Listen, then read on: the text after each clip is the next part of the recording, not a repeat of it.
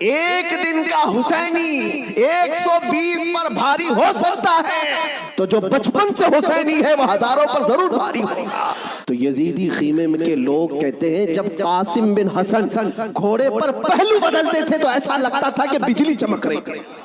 اگر کسی یزیدی کو پوچھے کہ تم کس کے ساتھ لڑنے کے لیے گئے تھے تو یہ کہیں گے 80 لوگوں کے ساتھ۔ کتنے لوگوں کے ساز و سامان کے ساتھ گئے تھے؟ کہیں گے 22,000 کے ساتھ۔ تو دنیا آج بھی ہنسے گی، 80 لوگوں سے لڑنے کے لیے 22,000 گئے تھے۔ کیا کیا لے کر گئے تھے؟ ہاتھی بھی تھے، گھوڑے بھی تھے، نیزے بھی تھے، تلواریں بھی تھی، بھالے بھی تھے، سب تھا۔ پھر اگر تم سے پوچھا جائے ساز و سامان کے ساتھ سہولتیں کیا تھی، یزیدی کہیں گے پورا پانی ہماری طرف تھا، دریائے فرات بھی ہماری طرف تھا، کھانا بھی ہماری طرف، پانی بھی ہماری طرف۔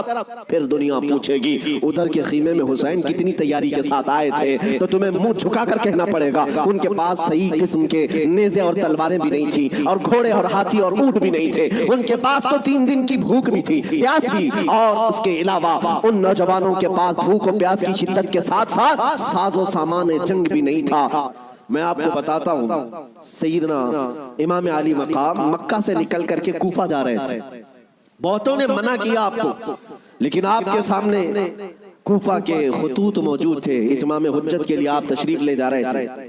بیچ راستے میں کوفہ کا گورنر عبید اللہ ابن زیاد، حر بن یزید، یہ نام یاد رکھیں، حر بن یزید الریاحی کو 1000 کا لشکر دے کر بھیجا کہ حسین کا راستہ روک لو اور انہیں کوفہ کی طرف آنے نہ دو۔ دائیں بائیں ادھر ادھر چلاتے رہے۔ حر بن یزید کوفہ پہنچنے سے کافی پہلے ہی مولا حسین کا راستہ روک لی۔ توجہ چاہتا ہوں، حر بن یزید کس کی طرف سے آیا؟ وہ سپہ سالار تھا، یزیدی فوج کی طرف سے آیا، 1000 کا لشکر لے کر آیا۔ لیکن جب وہ آیا مولا حسین کے پاس، راستہ روک لیا اور کہا ہم آپ کو کوفہ جانے نہیں دیں گے، آپ بغاوت کر رہے ہیں وقت کے خلیفہ امیر المومنین یزید سے۔ ان کے ذوم باطل میں یہی تھا، اور اس کے بعد وہ راستہ روکے اتنی دور تک چلتا رہا، کبھی دائیں کبھی بائیں۔ امام حسین ایک جگہ پر جب پڑاؤ کرتے ہیں، ظہر کا وقت ہے، اذان ہوئی، نماز کے لیے جماعت قائم ہو رہی ہے، امام حسین نے اس حر بن یزید سے پوچھا جو 1000 لشکر کا سپہ سالار تھا، کہا ہم نماز پڑھنے جا رہے ہیں، ہم اپنی نماز پڑھ لیں، کیا تمہاری جماعت الگ ہوگی، ہماری جماعت الگ ہوگی؟ حر بن یزید نے کہا نہیں، امام آپ ہی ہوں گے، ہم مقتدی ہوں گے، اقتداء ہم کریں گے۔ امام حسین مصلی پر ہیں، راستہ روکنے کے لیے جو آیا ہے یزید کا سپہ سالار، وہ اقتداء کر رہا ہے، 1000 لشکریوں کے ساتھ اقتداء کر رہا ہے، ظہر میں بھی، عصر میں بھی، مغرب میں بھی، عشاء میں بھی، کنٹینیو جو نمازیں ہوتی ہیں نماز امام حسین ہی پڑھاتے ہیں، اور راستہ روکنے کے لیے آیا ہوا یزید کا سپہ سالار اقتداء کر رہا ہے۔ میں علماء سے کہتا ہوں میرے عزیزوں، بڑا عظیم نکتہ ہے، اگر حسین کے سچے وفادار ہو تو آج بھی ہزاروں یزیدی تمہاری بھی اقتداء کرنے کو تیار ہیں، کرتے ہیں، مجبور ہیں۔ اگر سچے حسینی بن جاؤ تو اقتداء تو ہوگی، لیکن جو بات مجھے عرض کرنی ہے وہ یہ، راستہ روکا اور اس کے بعد پھر پیغام آیا کہ امام حسین کو کوفہ کی طرف آنے مت دینا، کسی اور راستے کی طرف لے جاؤ، کسی اور راستے کی طرف وہ زبردستی لے گیا۔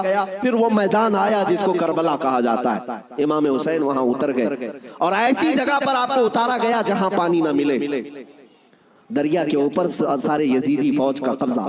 اب سنیے، محرم کا مہینہ ہے، 7ویں آ گئی، 8ویں آ گئی، اس کے بعد یہ صلح مصالحت کی بھی باتیں چلتی رہی۔ امام حسین نے پیغام بھیجا تھا عبید اللہ ابن زیاد کو، 3 آپشن دیے تھے، کوئی قبول کر لو، لیکن وہ ظالم آپ کے خون کے در پہ تھے، مانے نہیں، 4000 کا لشکر دے کر بھیجا۔ پھر اس کے بعد تقریباً 15000 کا لشکر دے کر بھیجے، 15000 یا 16000 کا لشکر دے کر دوبارہ بھیجا۔ اب یہ 9ویں محرم آئی ہے، توجہ چاہتا ہوں، 22000 کا لشکر۔ امام حسین نے خطبہ دیا کہ میں تمہارے پاس جنگ کرنے کی نیت سے نہیں آیا، تم میری عظمت نہیں جانتے، میں فاطمہ زہرا کا بیٹا ہوں، حیدر کرار کا نور نظر ہوں، رسول اللہ کا نواسا ہوں، میرے خون سے اپنے ہاتھ رنگین نہ کرو، ان پر کوئی بات اثر نہ کرے۔ اس کے بعد حر بن یزید جو 1000 کا لشکر لے کر سب سے پہلے راستہ روکنے آیا تھا، وہ یزیدیوں کے پاس آیا اور کہا ان کی ایک بات تو مان لو، وہ جنگ کرنے نہیں آئے، اگر وہ صلح چاہتے ہیں تو ختم کر دیتے معاملہ، لیکن یزیدی فوج کے جو بڑے سپہ سالار تھے عمرو بن سعد یا شمر، ان لوگوں نے کہا اے حر، تجھے مصالحت کرنے کے لیے نہیں بھیجا گیا ہے، تجھے فوجی بنا کر بھیجا گیا ہے، لڑنا ہے تو ہمارے ساتھ لڑو ورنہ یہاں سے دفع ہو جاؤ۔ جب یزیدی فوج کے بڑے سپہ سالاروں نے حر بن یزید کی بات نہیں مانی تو سنو، پورے مجمع میں وہی حر جو یزید کا سپہ سالار تھا اعلان کرتا ہے تمہاری سپہ سالاری تمہیں مبارک ہو، میں حسین کے خیمے میں جاتا ہوں۔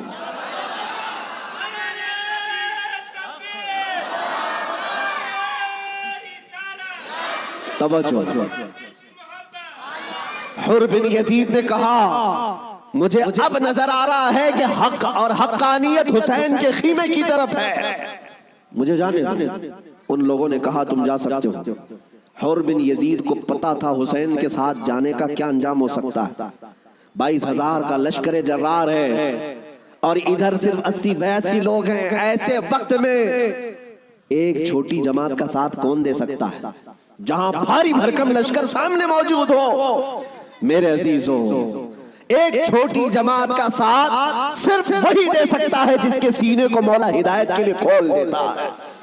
میں نے دیکھا ہے مصیبتوں کے وقت کون ہمارے ساتھ کھڑا ہوتا ہے۔ لوگوں کی نظروں میں بہت بڑی بڑی حکومتیں ہوتی ہیں، ارے بہت سارے لوگ تو ڈر جاتے ہیں ان کے ساتھ کھڑے ہو جائیں، فوٹو میں آ جائیں گے تو کل کیس ہمارے اوپر بھی ہو جائے گا۔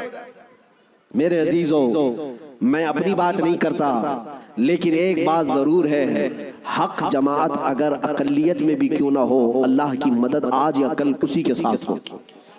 اگرچہ آج وہ مظلوم نظر آئے لیکن اللہ تعالیٰ غالب فرمائے گا۔ حسین اعظم کے پاس حر بن یزید آ گئے۔ جس بات کی طرف میں تمہیں لے جا رہا ہوں اس کے لیے اتنا لمبا واقعہ بیان کرنا پڑا، جو اصل لب لباب ہے، جو خلاصہ ہے اس واقعے کا، وہ ابھی عنقریب بیان کرتا ہوں۔ نوجوانوں توجہ سے سنو، توجہ۔ حسین ابن علی رضی اللہ تعالیٰ عنہ کے پاس آ گیا حر بن یزید، قدموں میں گرا، کہا مولا مجھے معاف فرما لے، میں نے راستہ روکا آپ کا، میں آپ کو مجبور کیا اس میدان میں آنے کے لیے، لیکن میں آپ کے ساتھ اب اس وقت تک رہوں گا جب تک میری آخری سانس نہ آ جائے، میں آپ کی حمایت میں لڑوں گا۔ امام حسین نے اس سے کہا حر کہ میں نے تجھے معاف کر دیا، لیکن جا تو اپنے بیوی بچوں کے ساتھ، میری اس چھوٹی جماعت کے ساتھ رہے گا تو جان کا خطرہ ہے۔ حر بن یزید نے کہا میں نے جو راستے میں آپ کے ساتھ کیا اس کا کفارہ جان دینے سے بھی میں سمجھتا ہوں ادا نہ ہو پائے، اس لیے میں آخری سانس تک آپ کے ساتھ رہوں گا۔ رہا ساتھ میں، 10ویں محرم آ گئی۔ اب جو بیان کرنا ہے توجہ سے، جانتے ہیں صبح نکارہ بجا، طبل بجے، ادھر جنگ کی ابتدا ہوئی۔ یزیدیوں کی طرف سے عمرو بن سعد نے پہلا تیر چلایا اور اعلان کیا کہ ہم حسین ابن علی کے ساتھ جنگ شروع کر چکے ہیں۔ جنگ جب شروع ہو گئی، امام حسین رضی اللہ تعالیٰ عنہ کے اہل بیت کو کسی نے اترنے نہیں دیا، جو آپ کے ساتھی تھے، جو آپ کے ساتھ آئے ہوئے تھے، جو اہل بیت سے نہیں تھے۔ 5 صحابی رسول بھی ہیں مولا حسین کے ساتھ، صحابی رسول بھی تھے، وہ جب تک ساتھی رہے خاندان حسین سے ایک کو بھی میدان میں آنے نہیں دیا۔ اور جانتے ہیں اس میدان کربلا میں پہلے اترنے والا کون تھا؟ وہی حر بن یزید، اور کس کی جانب سے؟ امام حسین کی طرف سے۔ ایک بات مولا قدیر و جبار کی تمہیں سمجھنا پڑے گا، اگر وہ ہدایت دینے پر آئے تو کفر کی طاغوتی طاقتوں میں سے بھی کسی کو ہدایت دے کر کے اس کو پاسبان اسلام بنا سکتا ہے، اور کبھی گمراہ کرنے پر آئے تو کعبہ کے قریب رہ کر کے بھی کوئی گمراہ ہو سکتا ہے۔ ہاں، یہ بات سمجھ کر کے چلو، جب مولا تعالیٰ ہدایت دیتا ہے، ہم نے یہاں پر بھی دیکھا ہے کہ بابری مسجد کو شہید کرنے والے آتنکی بہت سارے تھے، لیکن ہم نے برسوں بعد ایک شخص کا نام سنا تھا کہ وہ دائرہ اسلام میں آیا اور نمازی بھی بنا، پابند بھی بنا، داڑھی بھی رکھا، بلکہ تبلیغ اسلام بھی کرتا رہا، تبلیغ اسلام بھی کرتا رہا۔ اور وہ یہ کہتا رہا ایک زمانہ وہ تھا جب میں ہتھوڑا لے کر کے گنبد کو توڑ رہا تھا، لیکن آج ایک زمانہ یہ ہے کہ میری پیشانی ہر جگہ سجدہ الہی کے لیے جھک جایا کرتی۔ مولا جس کو جہاں سے چاہے ہدایت عطا فرمائے۔ حر بن یزید امام حسین کی طرف سے پہلے میدان میں اترنے والے۔ اب میں آتا ہوں اسی بات پر جس کے لیے میں اتنا لمبا واقعہ آپ کو سنایا۔ مقابلہ دو بدو تھا، ایک کے بعد دیگرے مقابلہ تھا۔ حر بن یزید جب گھوڑے پر سوار ہو کر مقابلے کے لیے آیا تو یزیدیوں کی طرف سے پہلوان آتے رہے، سپاہی آتے رہے، مقابلہ کرتے رہے۔ یہ تنہا حر بن یزید کا مقابلہ صبح سے لے کر کے دوپہر تک چلتا رہا۔ باقی بہت سارے مقابلے ہوئے، تھوڑی تھوڑی دیر کے بعد سب جام شہادت نوش کرتے رہے، یہ زوال کے بعد، لیکن حر بن یزید کا مقابلہ صبح سے چلتا رہا۔ اور میں نے جب تاریخ میں یہ بات پڑھی تو مجھے حیرت ہوئی کہ تنہا حر بن یزید اکیلے گھوڑے پر آیا اور یزیدیوں سے ایک کے بعد دیگرے لڑتا رہا۔ گھنٹوں کے مقابلے کے بعد جن لوگوں کو حر بن یزید نے مارا تھا ان کی لاشیں گنی گئی تو 120 لاشیں پڑی ہوئی تھی۔ یہی بات مجھے کرنا ہے، یہی بات مجھے کرنا ہے۔ تنہا ایک حسینی 120 کو مار گرا سکتا ہے کربلا کے میدان میں۔ تم صرف یہ سنتے ہو کہ حسین اعظم کے بچے شہید ہو گئے ہیں، لیکن حسینیوں نے جن کو کاٹا ہے وہ کیوں نہیں سنتے؟ وہ کم نہیں تھے، بہتوں کو فنا فی النار کیا۔ اب جو بات کہنی ہے وہ یہ ہے، حر بن یزید خاندان حسین سے نہیں ہے، اہل بیت سے نہیں ہے، انصار میں سے بھی نہیں ہے جو ساتھی وہاں سے آئے تھے، بلکہ ایک دن پہلے توبہ کر کے حسینی بنا تو دوسرے دن کی طاقت کا حال یہ ہے۔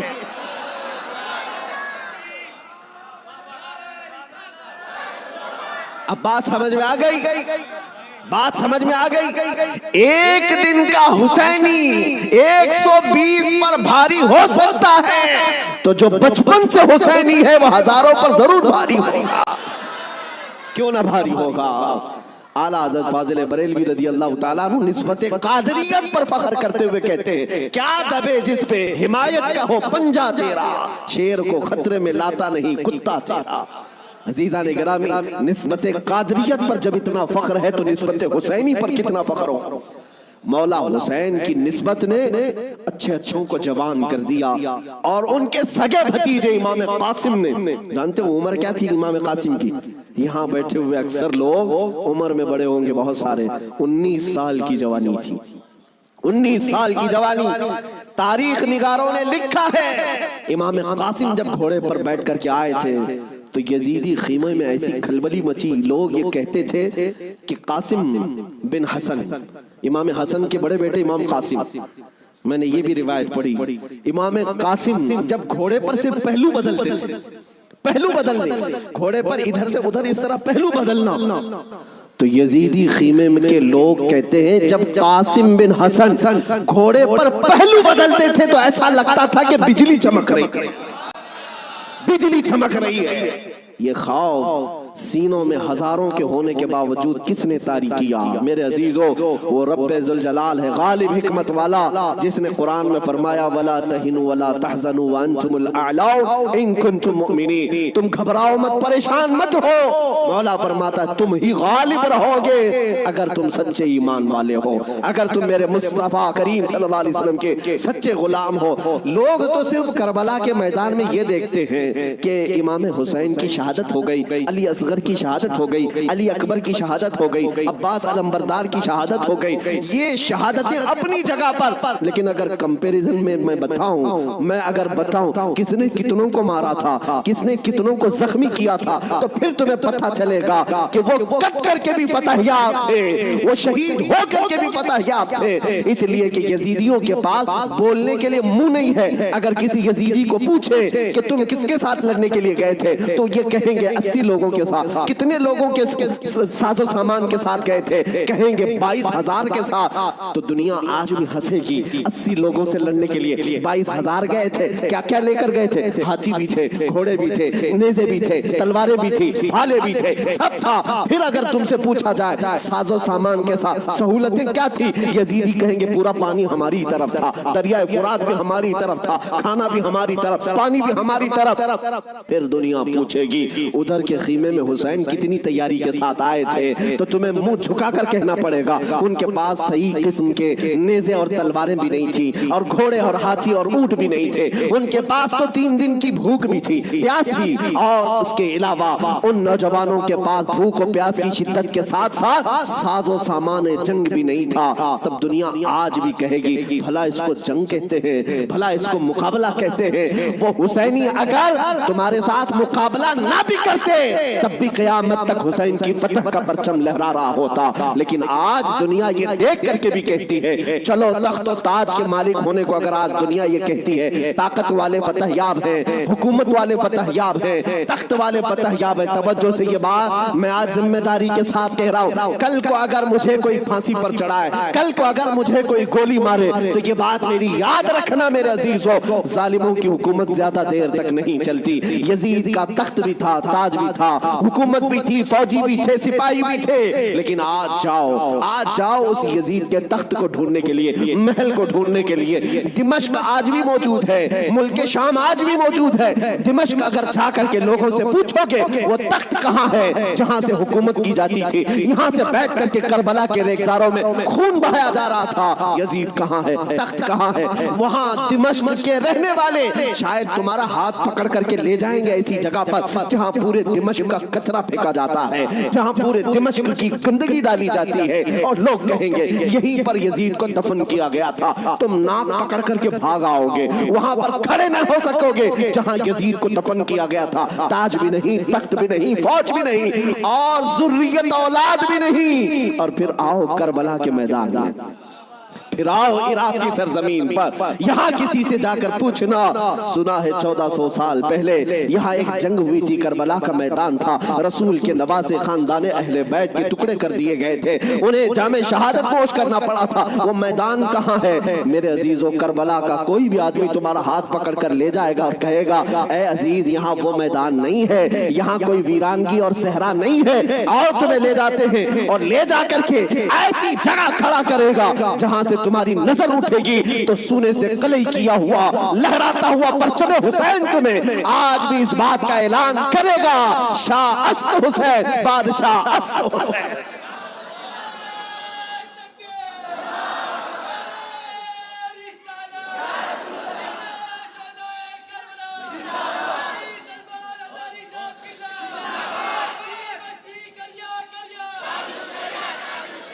जानते हो बहुत सारे बच्चे, बहुत सारे नौजवान किसी न किसी शख्सियत को अपना आइडियल बनाते हैं बचपन से। अल्हम्दुलिल्लाह, मैं ये तहदीस नेमत के लिए कह रहा हूँ, अल्लाह मेरी माँ को सलामत रखे, जिनसे मैंने वाक़यात सुने हैं तो खालिद बिन वलीद के सुने थे।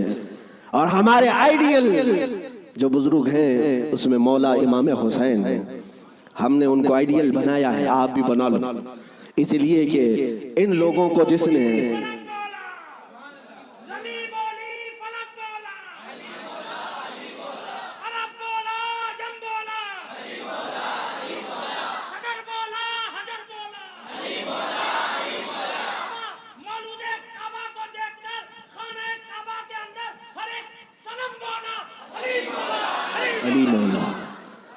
अजीज़ा ने गिरामी वक़ार, आपको ये बात याद रखनी होगी कि जिसने जिसको आइडियल बनाया और नमूना बनाया है उसके अंदर उसी तरह की आदतें भी आती हैं।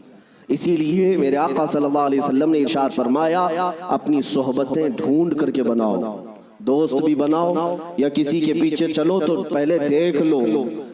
ये आज मैं बच्चों से कहता हूँ, तुम ग्लैमर की दुनिया में जिन लोगों के पीछे भागते हो, समझते हो कि ये एक्टर स्टार है, इसके पीछे भागना एक फैशन है, भागते रहोगे ऐसे घड़े में गिर जाओगे जहां से निकलना ही मुश्किल है। हमने देखा है इन दुनियावी मक्कारों और अय्यारों के पीछे भागने वाले नौजवान कभी सुख से न रह सके, और इनकी हैसियत क्या है, फिल्मों में आकर के थिरक करके नाच करके मुजरे दिखा करके अगर लोग ये समझते हैं कि ये बहुत बड़े स्टार हैं, मेरे अजीजों जरा हुस्न बिखरने तो दो, बुढ़ापा आने तो दो, और जब फिर झुर्रियां पड़ जाएं, कमर टेढ़ी हो जाएं, तो फिर हम देखते हैं कितने फैन हैं तुम्हारे। लेकिन मुझे यकीन है मौला हुसैन का गुलाम 80 साल का भी हो जाए तो उसके फैन की कमी नहीं होती, उसके फैंस कम नहीं होते। और हमने अपनी जिंदगी में हुजूर ताजुल शरिया को देखा, मेरे अजीजों, देखा है आप हजरात ने, हजरत की उम्र तकरीबन 70 के ऊपर थी, 74 साल की उम्र में, और बाल पूरे सफेद हैं, 2 लोग पकड़ करके चलाते हैं। लेकिन हमने देखा है जिस तरफ से गुजर जाए लाखों सिर्फ एक झलक देखने के लिए बेकरार। उन नौजवानों से पूछो دنیا تو فلم سٹاروں کے پیچھے بھاگتی ہے اور تم 70 سال کے اوپر اس بزرگ کو دیکھنے کے لیے بےتاب و بے قرار ہو. اور حد تو یہ ہے میرے عزیزوں، نہ ان کے آنے کا کوئی پرچار، نہ سوشل میڈیا کا زمانہ، نہ فیس بک، واٹس ایپ اور انسٹاگرام میں ہے ان کے آنے کی جانے کی خبریں، نہ ان کے جلسوں کی خبریں. لیکن پھر بھی آپ نے دیکھا کہ پورا زمانہ ٹوٹ پڑتا تھا. وہ جب جہاں گئے، یہی کی بات نہیں ہے، میں حضرت کے ساتھ مصر میں بھی دیکھا، اور حج میں نے الحمدللہ پہلا حج حضرت کے ساتھ کیا. طواف کے بعد وہ سادے لباس میں اتر کر کے نیچے اپنی کار میں بیٹھنے کے لیے آ رہے ہیں، ویل چیئر پر ہے. لیکن ایسے لوگوں کو میں بھاگتے ہوئے دیکھا جو ہندوستانی بھی نہیں، پاکستانی بھی نہیں، بنگلہ دیشی بھی نہیں. ترکی کی عورتیں اور ترکی کے مرد آپ سے مصافحہ کرنے کے لیے، دیکھنے کے لیے بھاگتے ہوئے پیچھے تک آئے. میرے عزیزوں، ترکی میں جمال کم نہیں ہے، ترکی میں خوبصورتی کم نہیں. ہر آدمی گورا ہے، ہر آدمی خوبصورت ہے. اگر کوئی یہ سمجھتا ہو کہ حضور تاج الشریعہ کو لوگ اس لیے دیکھنے کے لیے آتے تھے کہ نہایت ہی رنگ کے آپ حسین و جمیل تھے، میرے عزیزوں ترکیوں کے پاس حسن ہے، شامیوں کے پاس حسن ہے، مصریوں کے پاس حسن ہے، لیکن ان کو بھی ہم بے تاب و بے قرار دیکھا ہے. ہم نے دیکھا ہے اسی وقت ہم نے، میرے پڑھنے کا زمانہ تھا، ان ترکیوں سے میں نے پوچھا تھا، وہ صحیح طریقے سے عربی بھی نہیں جانتے اور صحیح طریقے سے انگلش بھی نہیں جانتے، لیکن ٹوٹی پوٹی جو بھی ان کو عربی آتی. ہم نے پوچھا ان کو جانتے ہو، ان کو جانتے ہو، ان کو ملنے کے لیے تم دوڑے آئے؟ کہا جانتے تو نہیں. فوٹو میں کبھی دیکھا؟ فوٹو تو ہوتا ہی نہیں. کہیں کوئی ویڈیو دیکھا؟ نہیں. پھر کیوں؟ کہتے ہم نے طواف میں بیٹھے بیٹھے دیکھا، ان کی طرف ہمارا دل کھینچا جا رہا تھا. میرے عزیزوں، جو حسین اعظم کا غلام ہو، غوث پاک کا سچا غلام ہو، مولا کریم اس کے چہرے میں یہ کشش رکھتا ہے، چاہے وہ 80 سال کا ہو یا 90 سال کا ہو، وہ دنیا کو اپنی طرف کھینچ لیتا ہے، وہ کھینچ لیتا ہے.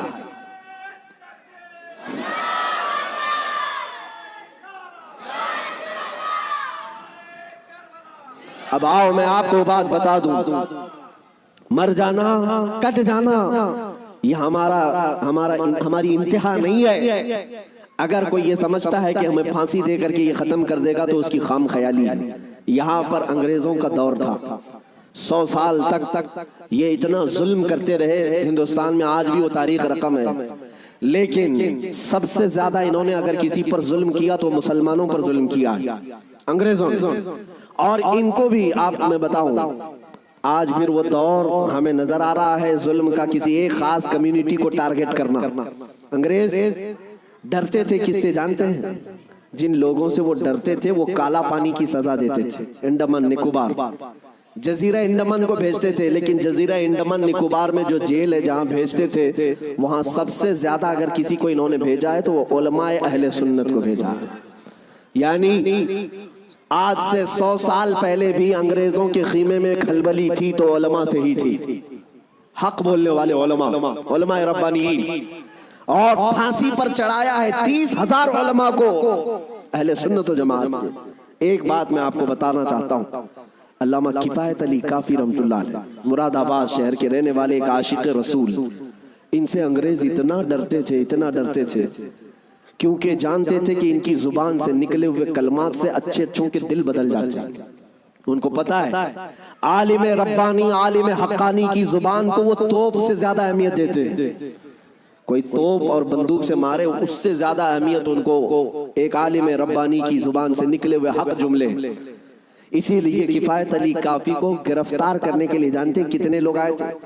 انگریز فوج کے 3,000 لوگ آئے تھے ایک عالم کو گرفتار کرنے کے لیے. ہمیشہ دنیا کے ظلم نے یہ بتایا ہے کہ یہ بزدل ہوتے ہیں، ہمیشہ بتایا ہے انہوں نے کہ باطل خیموں میں اکثر مادہ ہوتے ہیں، ان میں شیر نر نہیں ہوتا. ایک اہل سنت و جماعت کے عالم ربانی کو گرفتار کرنے کے لیے 3,000 کی فوج آئی اور گرفتار کیا. اور انہیں گرفتار کر کے سزائیں کیا دی تھی جانتے ہیں؟ ان کے جسم پر گرم استری پھیری جاتی تھی، اور جب ان کی چمڑی جل جاتی تھی تو نمک چھڑکا جاتا تھا. یہ کفایت علی کافی رحمت اللہ علیہ، تقریباً 1 ہفتے تک انہیں سزائیں دی گئی، اور پھر کہا جانے لگا کہ تم فتویٰ بدل لو.